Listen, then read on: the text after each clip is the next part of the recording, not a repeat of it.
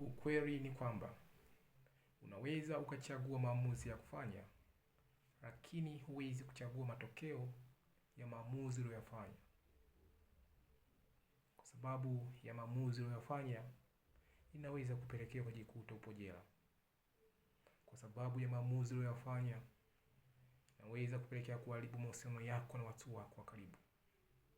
Kwa maana hiyo, unapokuwa na hisia za hasira, usipende kufanya maamuzi. Kumbuka, unapokuwa na hisia za hasira, inapelekea kuua uwezo wako kufikiri. Mara nyingi utajikuta unafanya maamuzi ambayo sio sahihi. Kwa hiyo, unapokuwa na hisia za hasira, jifunze kupata muda wa kutafakari kabla hujafanya maamuzi. Unapokuwa na hisia za hasira, hakikisha unatoka eneo ambalo linakufanya uendelee kuwa na hasira.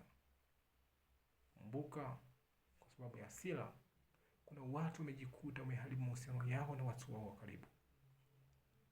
Kwa sababu ya hasira, kuna watu wamejikuta wapo jela. Kwa hiyo, unapokuwa na hisia za hasira, jifunze kupata muda wa kutafakari kabla hujafanya maamuzi.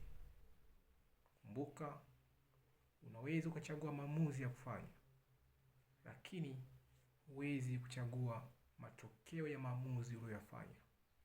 Kwa maana hiyo, usifanye maamuzi ukiwa na hisia za hasira. Bila kusahau, mafanikio yako ndiyo furaha yangu. Asanteni sana kunisikiliza, na Mungu awabariki.